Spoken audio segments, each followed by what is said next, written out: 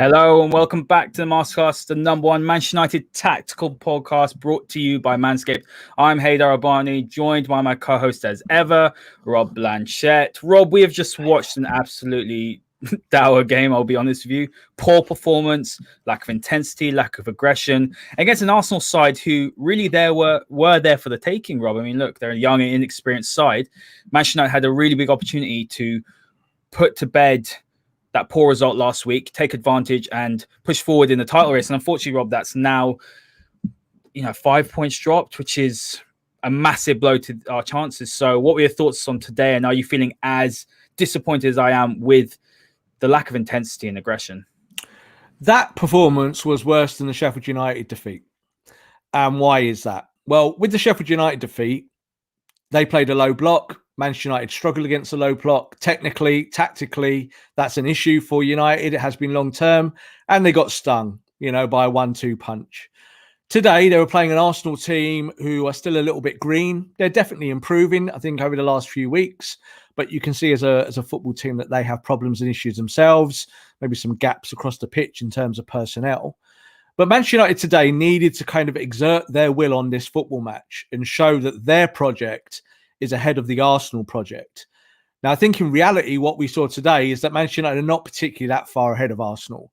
They are in the table in terms of where United have been in the last few weeks, obviously at the top, now with a couple of bad results, sinking below Manchester City.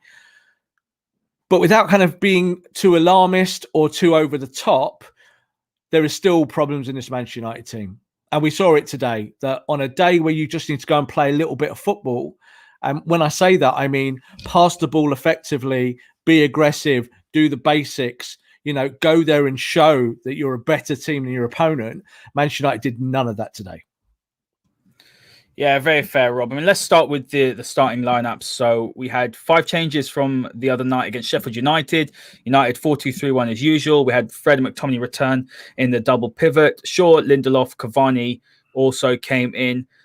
Look, when I saw the starting lineup, I thought Pogba on the left, which it was, until McTominay came off with what looked like stomach cramps of some sort. I hope he's okay. And then my first thoughts were no Martial, no Mason. So we had Cavani and Pogba in that front three. I thought the approach would be different. Less likely to play on the break, more likely to have more possession. We saw that. We had 56% possession at the Emirates, something we haven't had for a very long time.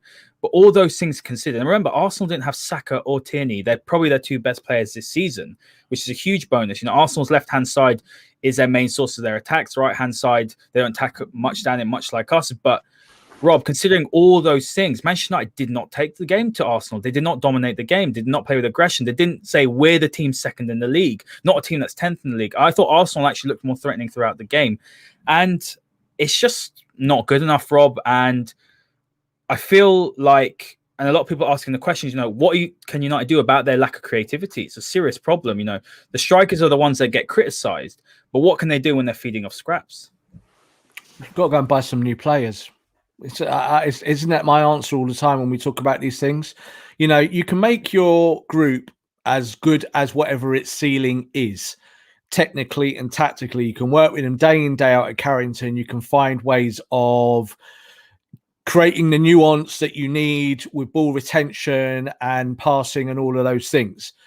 When you look at Manchester United today, they do not have anyone, even Paul Pogba. I think when you play Pogba and he plays deeper, it becomes a tougher game for Paul because he's got to create from 40, 50 yards away from the strike force. And that's difficult for anyone, but we rely on him obviously to pick the ball up in those areas and get United moving. The problem is that if whoever he's passing to, if they're not moving the ball successfully or in a kind of more progressive manner, then you just hit brick walls. So it's not Fred's fault next to him. We know Fred is not technically the greatest footballer ever, but you could see that when United were getting the ball through midfield and into the attack, they just kind of were running out of ideas and running out of bravery. So we can't live in this kind of alternative reality where Bruno Fernandes wins you the match every week. It can't do this. You need more from everyone. So let's look at why today's performance was as it was. One of the things that I said before the game that United really needed to do well today was to get the first wave press correct and the second wave press correct.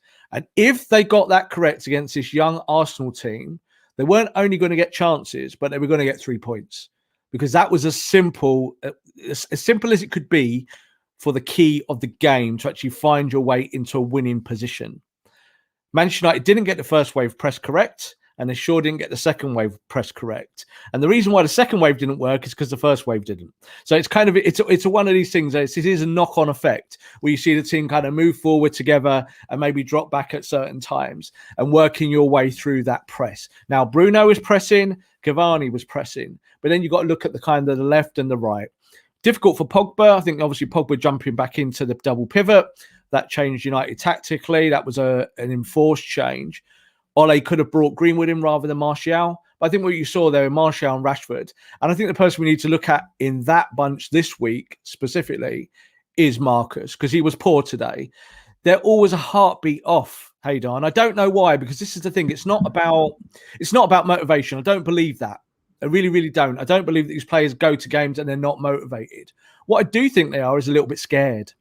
You know, I think at times it's just you live in your head a little bit too much sometimes in football, and you've got to actually express it on the pitch. And you see that someone like Bruno doesn't really live in his head. He leaves it all out there. Cavani just kind of leaves it all out there. It's an experience thing, Rob. You've got to think about some of these players, though. Totally. It is an experience. Mourinho, where they weren't pressing. Now they've got a new manager. It's 2 years in, and the chalk and cheese of what Oli wants to do compared to what Jose did. And a lot of these were young players. Has it been coached out of them from a young age? Is it taking a little bit longer to get them to be like, the first thing is to look forward? Luke Shaw's got it.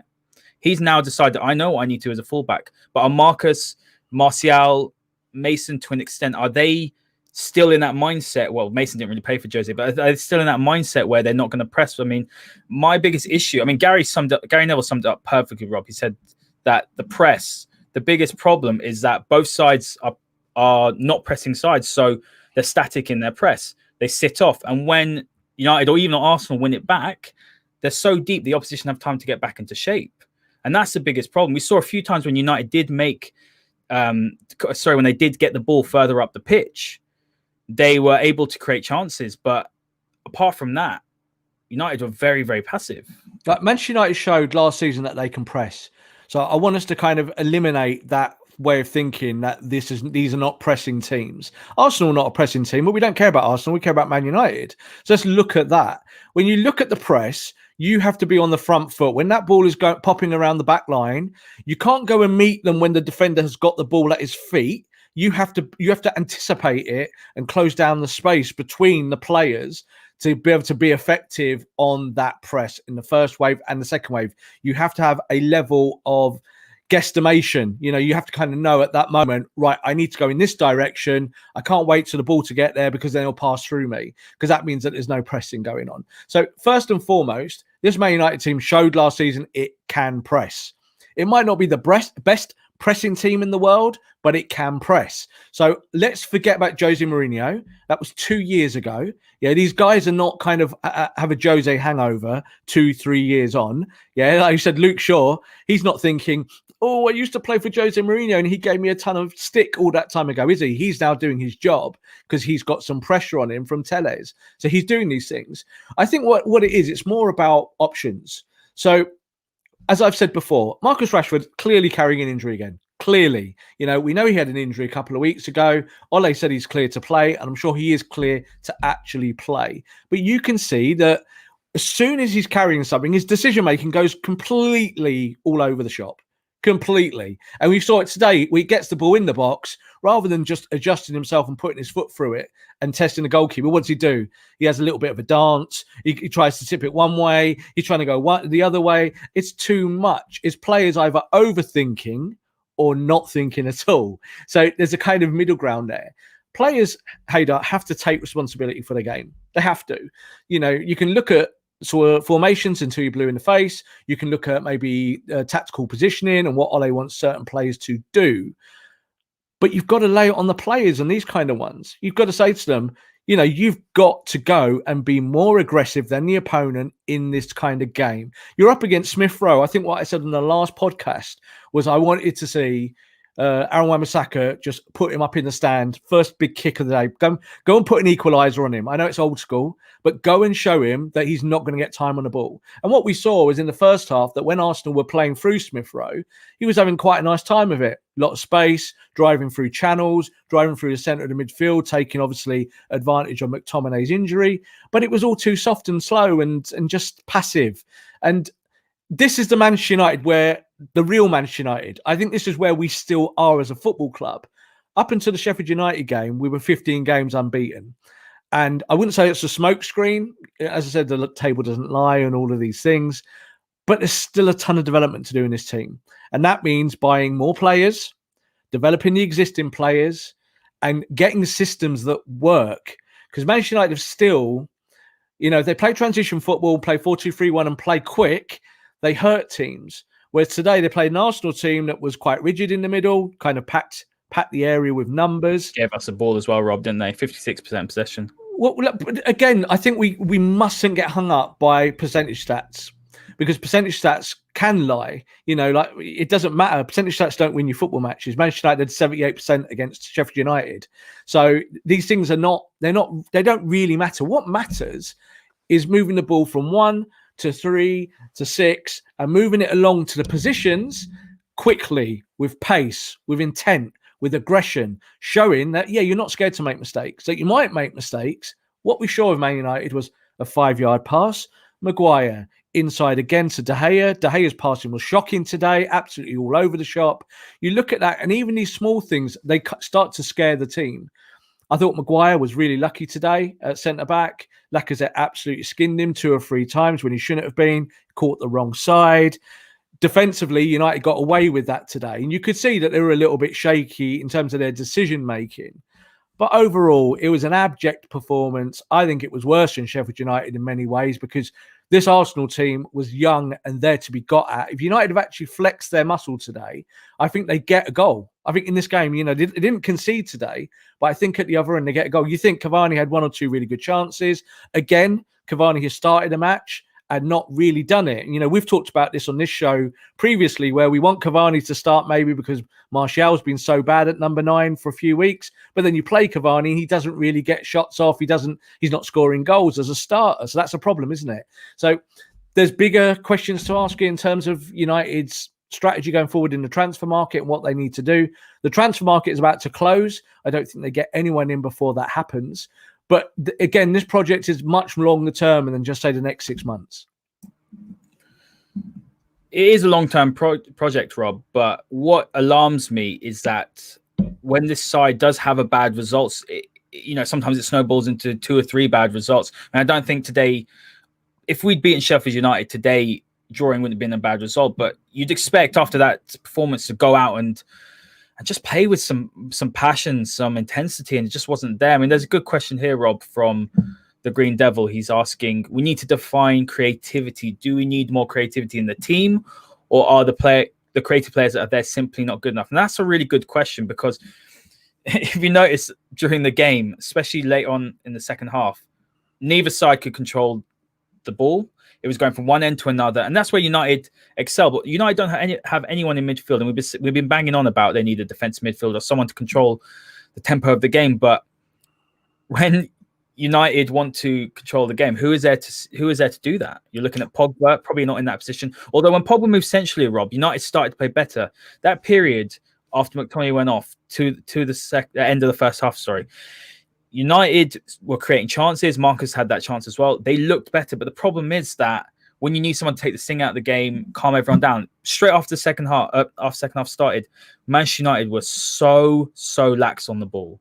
I think it's really, that question's really, really good, because let's define creativity, because it's so important to actually not just know what creativity is, but what we mean when we talk about creativity. So for me, the defensive midfielder position, yes, you would love an upgrade there, but that's not the real issue in this Manchester United team. We're not talking about, United having real problems across in front of the back four, protecting, screening, all those things. The double pivot itself, I thought actually when McTominay was kind of fit before he got that injury in the first 15, 20 minutes, United looked really solid with them in there. Why? Because they were working, they were aggressive, they were doing all the stuff that you expect Fred to do. They're not creative players, of course not. The issue is that Manchester United, in theory, have 2 creative players, 2 in the whole squad. Yeah, Pogba and Bruno. So if you don't get your elite creativity out of them, who do you get it from? I tweeted at halftime, like you could look at someone like Van der Beek, but Van der Beek's not a creative. He's not a creative in the same way that Frank Lampard wasn't a creative at Chelsea. He's there as a second man midfielder running in from the number 10 position. So that's what he does. But even today, you couldn't really change that, because what would you do? You'd have to maybe lose Bruno, or you'd have to try and change or go a bit more direct over the top of Arsenal, maybe to exploit Luiz. So those things are not really options for United. You need to actually bring in players to the football club that can pass a ball. Actually, just put it on the floor and go 10 yards, I can pass it. I lost count today, the amount of times that I saw bad passes. And do you know why I say don't look at passing stats? It's because you can still make a pass that is completed. That's a crap pass. You can still go from Maguire to Lindelof. That's 100% Rob, pass. do you want to hear something funny? Bruno Fernandes, last time I checked, didn't get a chance to check before, but about the 85th minute, his pass percentage completion was 93%. That's the best it's been all season. And it doesn't created nothing. And it doesn't matter. Nothing. Exactly. It doesn't matter. So the whole thing is that I know football fans like to pick those stats out and use them as their reasons for either agendas for players that they like or dislike, and it becomes a running theme. And I will say, someone who, as a journalist, I'm not really interested in those things because they don't tell you the whole story. You can pass the ball along the back line 400 times and get a 100% passing completion accuracy. The issue is that when you're passing from A to Z, how do you get there? Well, normally there's 4 or 5 passes in between. And the whole thing is that move from back to front has to be accurate in its kind of demeanor, in its outlay. So we know that Manchester City, when they do that, when it goes from back to front, they do it accurately. They do it smoothly. Now, you could blame Ole for that and say you're not as good as Pep Guardiola in terms of training your team for your expectations with your ball at your feet. Or you could just say that Manchester City have got better footballers that can do that, which I think is more the truth. Because you look at Manchester United, the ball carriers and the ball players in the team, none of them really can play an expressive pass. That's what I call it. Something where you kind of look up and you just see something maybe 15 yards, 20 yards away from you, and you can get the transition going. Pogba can do it. Bruno has done it. Even you said Bruno had a better pass statistic rate today in terms of retention, but he was kind of in a no man's land today because you couldn't really link up with Cavani. So big lateral issues for Manchester United in the sense that maybe only can be solved by going out and buying the next player. And we can talk about, we want defensive midfielder. We want an Upamecano. We might want another fullback. We might want another striker. But the issue is the core of the team actually just playing normal football, Haider. Put the ball on the deck and pass the air out of the ball so people can't get to it. And you didn't see that. You saw today, if you watched the City game before with Sheffield United, Manchester City today only just got over the line 1-0. But they had big, long periods of the game where they just said to Sheffield United, you're going to run after us because we'll just play simple football. We'll play it 5 yards, 10 yards. We won't always attack you. We won't always hurt you, but we're going to keep the ball. And if we keep the ball, it's going to make you tired because you're chasing. Now, United obviously didn't do that against Sheffield United. And today, this was a perfect chance for United to play through a bunch of young players against Arsenal. Players that have got issues, either being someone like Willian, who's not played well when he came on, obviously got a little bit of a knock. Smith Rowe, you're looking at kind of players out of position as well. You had Cedric playing. You had no Aubameyang. Plenty of opportunity here to hurt this Arsenal team. And Manchester United really didn't take any of those opportunities. Ole will be pleased that he hasn't lost the game. That's first and foremost, because this is the kind of game that you could have lost 1-0 if you didn't, if there was a moment of madness or something like that. But I wanted to see more today, especially after you've lost a game against Sheffield United. I'm not interested in winning titles at the moment. I really not, because I don't believe that this team is anywhere near that. They're top 4 pedigree, maybe, or they're good enough to go and chase and compete, but they're certainly not good enough to win yet. And that's up to Ole now in the next transfer market, when this one is finished and done, to make the right call in whoever comes in next. People saying to me, oh, what about Diallo? Well, Diallo doesn't make this team better immediately. He might be a little bit of a wild card, Rob, but he's a kid. And this is why Sancho might have cost 108 million. Would Sancho make this team better today? I don't believe it would. Not in a 4-2-3-1. You know, if you want to play 4-3-3, maybe, but not. I'll tell you, I disagree with you there. I think Rashford saw a lot of the ball today. You put Sancho on that right, I guarantee one, there'd been better end product. Two, he might have scored that one, late in the second half when Shaw made that cross. First half, as Shaw made that cross. I don't agree with that. I agree when you said, for example, when we spoke after the Spurs game, you said, does Sancho change that? No, because there was issues in defense. But today was a lack of creativity. I really do think Jadon Sancho 100% would have improved today, and I think he would have made more of an impact. I think his end product would have been better than Marcus. I think what we're seeing as time is going on, there are issues in midfield, but I think the right wing is proving to be a bit of a problem now because we played Pogba there against Liverpool, played Marcus there. I still think Mason's the best option there. I do agree with you. I know I said a couple of weeks ago I want to see him at striker, but I'm just surprised he didn't start today, Rob, because he's looking like he's getting into form. He's looking direct. I think he could have done a lot more damage. Like I said, if you put Sancho there for Rashford chance, I think he would have scored. If you'd put Mason there, definitely would. I think he would have scored. Those are the fine margins, but I do think United are really starting to feel the effects of not having a proper right winger as well. I disagree with you just in the sense that I would have started the team that started today. That was the best option for United, no doubt about it. Pogba playing higher up the pitch, out of the pivot, get the double pivot working and put your balance in there. Now, the reason why I said about Jadon Sancho, and I don't want to go too deep into Jadon Sancho because he doesn't play for Manchester United, but obviously he was the target last summer. If you've got Jadon Sancho in the squad and you go into Arsenal and you're playing 4-2-3-1, Jadon Sancho does not make you better in a 4-2-3-1. He does not go on the right. He does not cover back in those places, in those positions. He doesn't do the work. So he's great in a 4-3-3, or obviously you look at Dortmund's system, and it works for him because that's the way they play. Manchester United don't play that style of football, and Manchester United can't pass a ball, Haider. So what are you going to do? You're going to get the ball to Sancho where? Who's he going to pass the ball to when no one can pass it to him? So that's an issue, isn't it? So this is why we can't be too binary about our choices when we talk about selection. Now, I like to see Mason on the right. I agree with you. I think he's our best option still in a 4-2-3-1 on the right. Would I have started him today? No, because I don't think he's ready to start in this kind of game yet. I'd have been happier having him tucked up in my sleeve. And maybe then when McTominay got injured, I might have gone for him, put Rashford left and balanced it like Martial. that. Yeah. But the thing is, Ole, as I've said before, has a hierarchy, and I think most managers do. He looks at it that way. And there's no doubt that Martial's still a very important player to him. So he's looking at it like that. He's thinking, right, I'm going to make a positive change. Mason is still building his fitness up. So maybe I don't want to give Mason just over an hour. That might be too much for him. I'm going to save him for the end of the match. Because you also do need someone sat on your bench that you can bring on the last 15 minutes to be an impact player. So that's why he kept him in reserve, and he brought Martial on. Now, that's a very fine margins move. So Martial comes on, wins you the game. We do the masterclass, and we say, wow, didn't Ole do well there because he brought him on? So I wouldn't have started with any different 11. I think that's the best 11 for this team to play Arsenal. It's just that this team didn't do it. The boys didn't do it today. You know, these guys who were the best 11 that United probably could have put out today didn't pass the ball well enough, and they didn't look aggressive enough. And when you're in that kind of vortex of problems and emotions, then it's kind of very difficult to know what to do as a manager. You can do something left field and then lose the game. You know, you can kind of look at this with 10 minutes to go and say, right, do you know what? We're going to pile forward, hurt Arsenal and win game 1-0. Or, of course, you leave tons of room behind. You get caught because your centre-backs are slow. Counter-attack is done. Lacazette looks quite busy and they score a goal and you lose 1-0. So suddenly you go from being a borderline genius to a borderline idiot.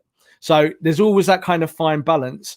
Now, I don't believe that Sancho makes this United team today against Arsenal better. He's a better player than what we've got on the right, but that's not really what counts. You know, United, we're never going to come here and play 4-3-3. And I don't think Ole will ever play 4-3-3 until he's got maybe 2 or 3 or 4 other positions sorted, including centre-back, where we talk about you need pace in a 4-3-3 to play there, centre-back. You need a proper defensive midfielder or someone who's at least box-to-box. United won't have that when Pogba goes, and I think he probably will. So you might have to buy 3 or 4 players to play that formation. If you're playing 4-2-3-1, you just need to play with the best players that you've got at the moment. Very, very fair points, Rob. We've got quite a few questions, so I'm going to crack on with some of them. Guys, get your questions in. We will answer as many as we can. Thank you for all your great comments. I can feel the frustration. I'm frustrated. My last point on this, Rob, is that when United's two most creative players, or two players that have got numbers this season, Marcus and Bruno, when they have a dip in form, I mean, Pogba stepped up with a few important goals. Cavani's done a few, but that's the biggest problem for me. When your two key players don't perform and there's nothing else in the side, and that's a problem. We've seen that with Spurs. When Kane and Son don't perform, Spurs don't win. I think that's still a problem. You need more quality around them.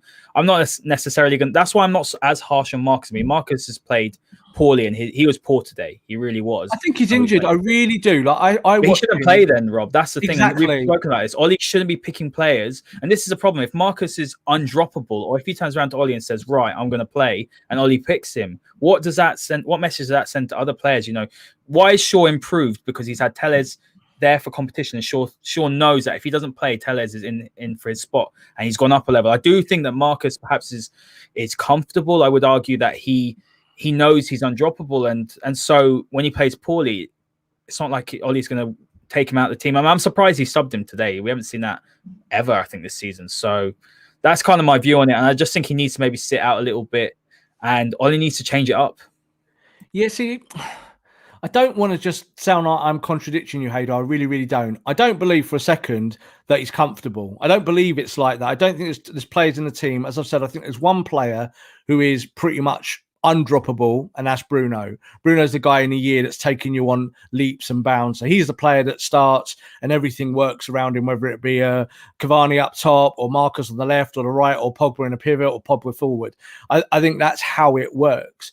I think that whenever you talk to any footballers, they always say the same thing, is that if they can play and get through the pain barrier, they will tell their manager they're fit. Yeah, every footballer wants to play. So if they've got a knock and they can manage it, and they go and get a rest for the night, and they wake up in the morning and they can run on a dodgy ankle, or they've stubbed a toe and they'll play for it. Look at Scotty today. Yeah, Scotty was ill. He shouldn't have really started. I'm sure he's probably told his manager, I can do it. Let me pop some pills and I'll run for you, boss. That's what I'll do because I'm a worker. And he tried to do that, and obviously he couldn't, and he had to come off. Now, their decisions are fine margins. So I do sympathise where Ollie wants to play Marcus, because no doubt that on the left-hand side, he's still our best player in the team. Would we agree on this? You know, yeah, I agree with you.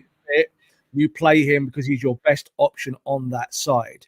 However, what we saw last season was that Marcus got these repetitive injuries, and eventually it ended up with a broken back in terms of the two fragment injuries that he had, and then he was out for a long spell. This season, we've already seen that he had this shoulder injury, which he kind of worked through and then got a knock again. And you can see it just slows down everything Marcus Rashford is. And it slows his game down in here. He's not quite as sharp. You see that he doesn't press with authority. He doesn't run with the ball. He doesn't dribble the same. So it is difficult, because your only option then is to play someone else. And if you're thinking Mason's not ready to start because he's still not quite there, which I think is the truth, I think that's where we are with him, then Ole's going to say, right, I'm going to start with Marcus. And I think that was why Marcus got pulled. There was no surprise to me. I really did think that last 15, 20 minutes, he would be the guy that got pulled. Martial only obviously came on in the first half. So it makes sense that to keep everyone fit and firing, that you bring on your young kid for the last 15, 20 minutes. But I think it just shows with Man United, with the hierarchy, is that they still need an injection of quality. And I think that's kind of where we are as a squad going forward. Yeah, I would agree with the final point about the hierarchy. Rob, we've got a question here. So Lakesh is saying, my inclination is that McFred has run its course, and Hennes is saying here, I'll let you answer this one. He sets up not to lose against the top sides, has done it in all the semi-finals and lost. Surely it's a mentality thing. McFred needs to stop. I'll let you answer this question. Well, it's a shame we obviously can't ask the question back out, because I don't know what the double pivot did wrong today when they were on the pitch, those two. You know, we know that they are not technically or tactically the best, but the issue today is not from the double pivot. You know, in fact, it could almost be every other position, bar, I would say, left back. I think Luke Shaw looked busy again today. And you could see today with Luke Shaw, what we missed against Sheffield United was someone who could just either drive the ball or make pretty good decisions. Rob, I'd like to give a shout out to Wan-Bissaka. He was man of the match with who scored. I actually thought he was a man of the match for us. And there were two big chances created, and they were from Shaw or Wan-Bissaka, and that says it all. But I thought Wan-Bissaka was brilliant today, considering what he's done over the past month or two, I'd say, where he's been poor. What he did, good interceptions today. He provided width. He got into attacking positions. He's the one that did the cross for Cavani when he tried to sort of, I don't know, he tried to clip it right at the end. I thought Wan-Bissaka was much more improved today, and I thought the two fullbacks were probably our two best players. I think Wan-Bissaka on the front foot is definitely improving, no doubt about it. You know, he's getting into maybe areas where you want him to be, but it's no good getting in those areas unless you produce some kind of quality and some productivity. Now, he is showing signs of that, better crossing ability, maybe better decision-making in that final third. But what I would say is this, there was two blocks that he made and one real stunning one on the back post where he gets across from Willian, yeah. From the one where he Williams. was out of position. But he was out of position. Yeah, but he was out of position. Yeah. So they're going, oh, look at that block from Wan-Bissaka. You know, well done, Wan-Bissaka. He's out of position. It's his fault. He makes a big mess of that. When the ball's going over his shoulder, he tries to kind of swing a boot at it, and then he has to recover. Do you know what? When you are in that mentality of I can always recover, one day you're going to make a mistake and someone's going to score. And then we're going to sit here going, oh, we made the error. So for me, we have to highlight the error, even if there wasn't a goal. So I don't care about the block.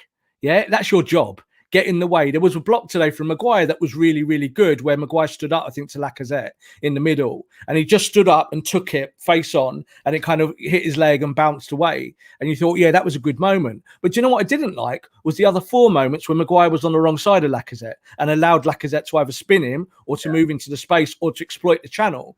And twice, there was once on the edge of the box where he kicks him and he goes down and it's a free kick. And Maguire gives it the old, oh, referee, you know, what's he doing? You know, you've kind of went down easily. No, it's a free kick, Maguire. You're on the wrong side. So if you're on the wrong side of the player and you make a tackle, and I think I can remember at least 3 times where Wan-Bissaka did that today. So if he's the man of the match, and that's how bad it is for Manchester United, that shows how bad Man United were, that he was our man of the match. He wasn't anywhere near a man of the match performance. He didn't get a bottle of champagne from me. What I will say is this, is that he's definitely getting better on the front foot, but he still makes defensive errors. That is hard. And the issue for us in defense, and it's been the same for weeks, and we say it all the time, is that it's the space between Wan-Bissaka and Lindelof and that channel, because Lindelof isn't quick enough to cover over, and Wan-Bissaka isn't clever enough to drop in. And that is an issue, because that's a technical problem for the defense. And if Ole doesn't solve that,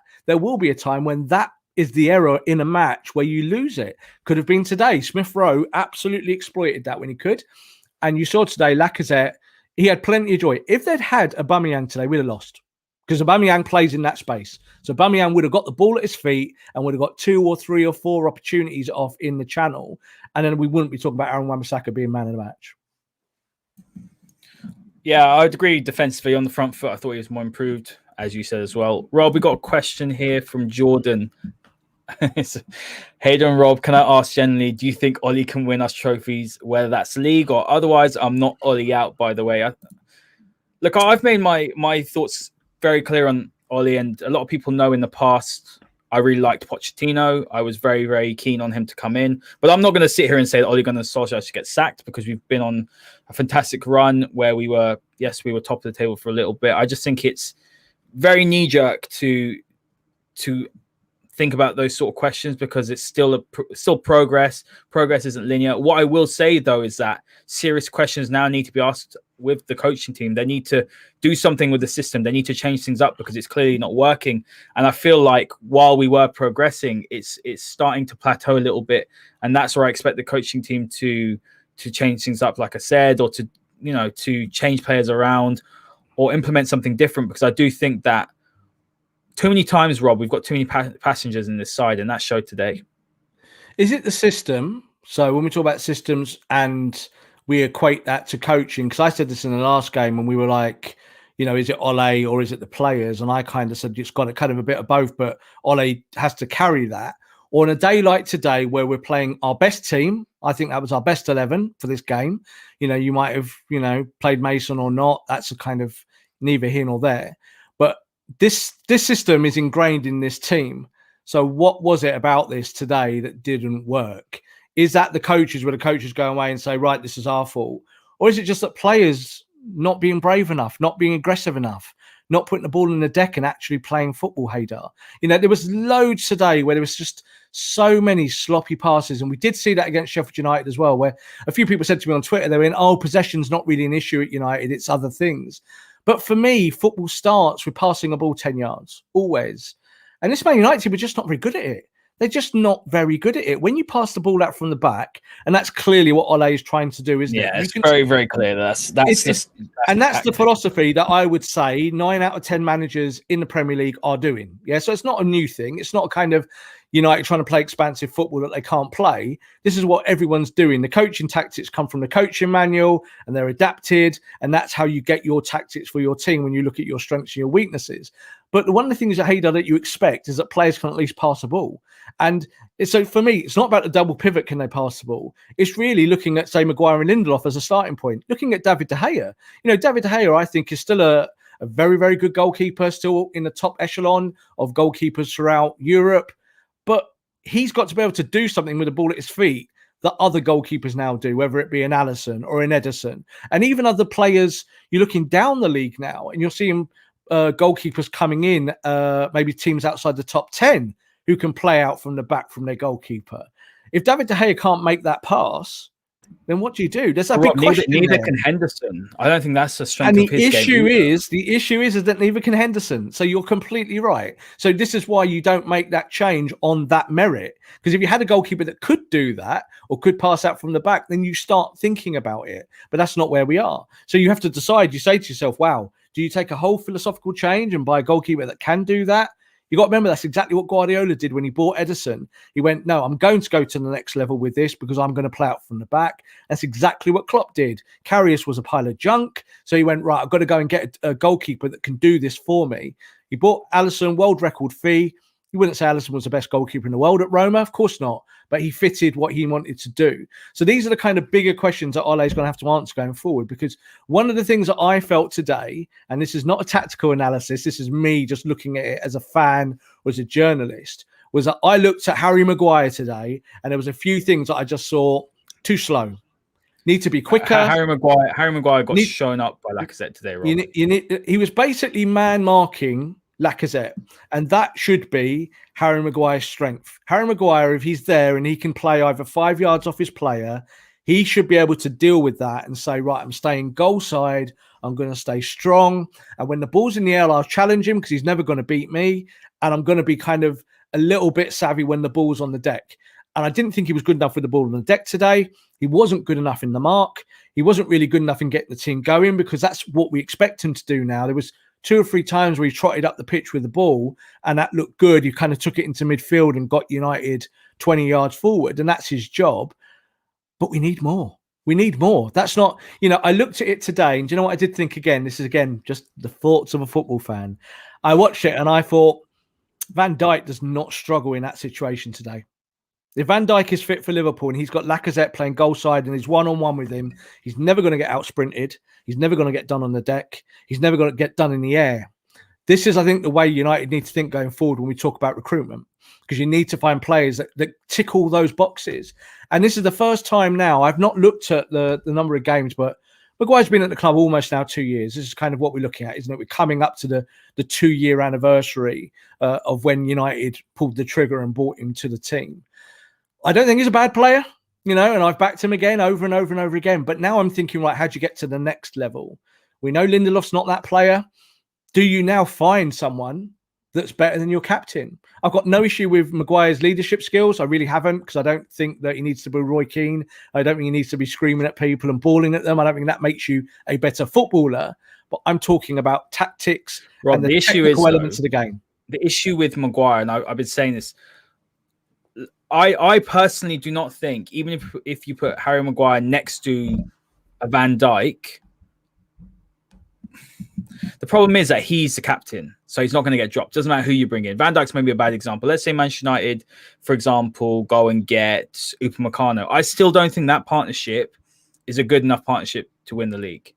I really don't, because I don't think Maguire is good enough, and that's my biggest issue. That I don't think Maguire's infinitely better than Lindelof. I don't think he's infinitely better than Bailly. I think they're all very level. We've seen with Axel as well. Obviously, he's not at the level yet, or he might never get to that level. I think the biggest problem is because he's your captain and Ollie's adamant he's going to play every single game, you're a little bit stuck there. Because if Ollie decides that he's going to take him out of the team and let's say they decide to get rid of Maguire, that's an 80 million investment that's gone poorly. So I think Ollie's hands are tied behind his back. He's bought an 80 million pound centre back and he has to play him. And unfortunately now it's like, we have to fit Maguire into the side? I thought Maguire was worse than Lindelof today. I thought Lindelof had a decent-ish game. I thought Maguire was getting pulled left to right centre. I just thought he looked uncomfortable with pace, and Lacazette had a field day. And I completely agree with you on the Van Dijk point that wouldn't have happened. If United want to win the league, I think there's actually more holes in the team. And I'm noticing this as the weeks go on than I first thought. I thought it was maybe 3 or 4 players. I think it's 5 or 6, Rob. Genuinely. I think there's a lot of players in that side who are lucky to be at Manchester United. They're honestly lucky to be at Man United. But let's use the Luke Shaw analogy as our base point, because we all said at the start of the season we needed a left back. We went and bought a left back, a guy who had elite attacking stats in Europe, one of the best in Europe in terms of that, but had defensive deficiencies. And Luke Shaw has responded to that by putting out Premier League all-star level performances as a left back. He really has. You know, even today you saw he was pushing the envelope. He was the guy kind of driving at the correct times and doing the right things. My issue for me is not if Harry Maguire can be better. It really isn't. Harry Maguire cannot be quicker. He just can't be. It's impossible. He'll never be quicker than what he is today. And that is a problem for me. And that is why I think Lacazette got a little bit of joy today. He didn't get loads of joy. You know, let's be honest, Arsenal didn't score a goal and, you know, their best chance came from a couple of free kicks. But I think overall, when I look at kind of what I want from my centre-back, I need some more control, whether it be control defensively or control to get the team going in the right direction. Now, Maguire, I think, has actually, in the last 6 months, improved with the ball at his feet. So he now steps out of the pocket. He doesn't stay as flat. United don't look as nervous in that aspect. But it's still really, really difficult that if you lose the ball when you step out of the pocket and you are stuffed because you've got no recovery at all. And that affects not just that player, but obviously the player next to him, the player on his outside on the left, and then obviously the right back who's thinking, do I stick or do I twist? That's my issue. That's why when I'm saying this now, it's not whether you put Maguire +1. And I don't believe Ole thinks like that. I don't think Ole's a fool. If he thought that Maguire wasn't his guy, wasn't the right player, in terms of when he looks at all of the statistical information that he gets, I don't think he says, I don't drop him because he's the captain. I really don't. I don't think Ole's that much of a fool. I think if Ole said this guy was hurting me, and I'm not saying that either. I'm not saying that he's hurting United. I'm saying that looking at the chemistry of the team, how do you now start to nitpick and find better solutions to become a better team? And you know what? The irony of it is we're saying here that Paul Pogba is our best ball player, but it might be that when you sell Paul Pogba, and I think that's what will happen, is that you might buy 2 players. You might go and buy a Rice and a Neves, who are not better than Paul Pogba, either of them. But Rice and Neves positionally might give you control of a part of the pitch that then allows your attack to go and be more fluid. Together, so, that would, the team would get better even though you sell a better player, if that makes sense. Correct. And that's happened so much over time. And the biggest example I always give is the year that Michael Owen walked out of Liverpool and went to Real Madrid. He was everything to Liverpool. He was the star. He was European Footballer of the Year. He was everything, yeah? And they sold him. He went to Real Madrid. And Liverpool, who were weaker then the following season, went and won the Champions League. So you can go and do it if you kind of jig things around, sometimes enforced. Like, you know, if Maguire got a bad injury and was out for a year, United might have to think about signing a quick one to kind of bring someone in, depending on the timing. I'm just saying laterally going forward that I think we need a centre-back who has pace, who can play football, who is commanding. And Jurgen Klopp said it best the other day. There is not an £80 million centre-back out there. There is not a Van Dijk that you can just go and click and say, right, I'm going to go and get him. People have talked about Pau Torres. People have talked about Upamecano. Koulibaly's obviously going to be moving at some point soon. I think obviously he's available again, isn't he? He's available. So there are options to go and get better, but it doesn't mean that it's the move that gets you over the top. It just might be the move that gets you closer to being consistent. United were unbeaten for 15 games up until the Sheffield United match. They weren't beaten today. That's a positive. But what we do want to see in Manchester United is that they play more football like a Manchester United team that we expect to see. Yeah, great points there. Rob, I'm going to read out Russ's comment because I think it's a brilliant one. Cruyff once said, if you can't pass the ball, then you can't play football. As a professional, they should have mastered the controlling and passing of football. I thought that was a really nice I agree. comment. That's true. I think I'm totally down with that. Yeah. Rob, Jordan, we didn't actually answer his question. What was the question? Ollie can win us trophies. I'll answer it then. I don't think that this season United could certainly do something in one of the cups. There's no doubt about it. But do I think that Manchester United can win the Premier League under Ole Gunnar Solskjaer this season?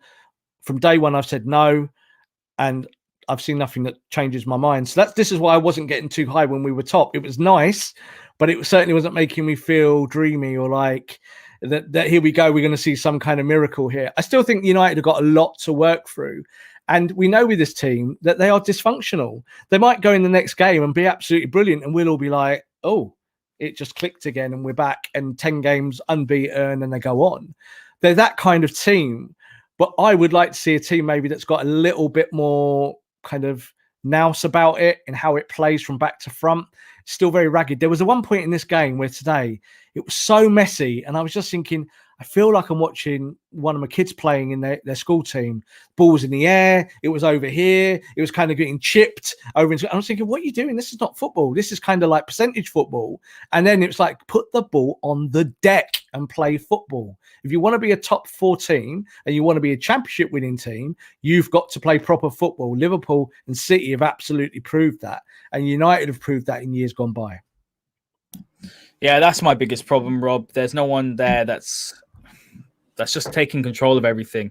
You know, a Carrick sort of player, a Scholesy. We don't have that. And, you know, what I saw from Fred today as well, and Fred had a decent game, but what Fred does, and this is a reason why when people call for him to play, you know, in the double pivot, let's say with Pogba, I know he played with Pogba today, but every time he just dives into challenges, Rob, every single time, and people just go around him. And unfortunately, I feel like sometimes there isn't enough there with some of our players. There isn't enough understanding, perhaps, of their roles. There isn't enough understanding of the positions they're playing. And myself, and I've said this before, I think the only way that we are going to fix these problems is by going and buying smartly. And I do have faith, Rob, in Ollie and the scouting team. And we've seen the purchases that we've made, and they've been good signings. But the question is, are we going to be able to go and buy and fix all of these issues in one transfer window? The answer is most likely no, and we won't get into the owners. But there is a good question here, Rob, from H Mon's Money, saying, are we still a moments team at the end of the day? Now, something Gary Neville kept on saying is he kept on saying the odd bunch from Old Trafford. And I do agree with him, because this side, sometimes you watch them and there's periods there where you think, how are we in second place in the Premier League? You wonder, because, you know, there are games, you look at the West Ham game where we were absolutely terrible. We have some very good players who can turn it on their head at any given moment. So I think it's fair when people do ask, are we a moments team? I don't necessarily agree with that. I think what we've seen in the last couple of games is just that we've had a little bit of a blip. Last week, midweek, was poor. Today, the intensity wasn't there. I still think there is a structure. It definitely needs work. My biggest issue is we can't control games for, you know, the full 80, 90 minutes. We are a team that does it in spells, but I think it's a little bit unfair to say we just rely on moments or just on individual brilliance, because we've shown you don't win 15, 16 or unbeaten in 15 just on moments, do you? Or you don't go unbeaten in the whole calendar year away just on moments. Yeah, you do. I think we're a moments team. I absolutely 100% think we're a moments team. This is it. We can put it together in moments, 10-minute spells, 15-minute spells. Yeah, we don't win games over the consensus of 90 minutes, in my opinion. You know, we do. We have these kind of magical moments where we get high because we see Bruno burst into the box and score a goal, or we win a penalty and we win the match. When you play Sheffield United, if you're not a moments team, let's say we're the opposite of a moments team and we're more complete, then you do the job against Sheffield United. Yeah, you do the job against maybe those home games early in the season where United weren't quite fit. You find a way of getting the ball on the deck, and even though you're not fit, you keep the ball long enough to not lose the game. I think United are a moments team, and this is why that when they've had bad moments, and I think a good way of highlighting that is saying the 3 semi-final defeats from last season, when those bad moments collide with you, you then don't have what it takes to go and win the game or win it Are you back. saying we're a moments team, as in just we rely on? Are you saying individual brilliance? Because I see that thrown around a lot. No, I think we rely on in games like today. There was a moment where United had 2 or 3 opportunities in the second half where we just broke away on the counter, and that was our best chances of the game. Those chances didn't come from Manchester United being excellent in midfield or transitioning from defence to midfield to attack, because that would be a completist view of the football team, isn't it? Yeah, a lot of turnovers, wasn't it? That's what we would love to see, totally. It is turning the ball over. What we see with Manchester United is that they can do it in a kind of 10-second spell. They can kill you in 10 seconds. So I agree with Gary Neville, and I agree with what that question, the sentiment was that are Manchester United a moments team? And you can get to the top of the table where we are now, second, third, and fourth, by being a moments team, because it's only about winning games, and you can win games in moments. There's no doubt about it. But if you want to win the title, you can't be a moments team. No, you have to go away. You have to go away to all the horrible places when it's pouring down with rain and it's nasty and it's winter, and you have to go there and you have to bore the opposition into defeat. And that's how you become champions.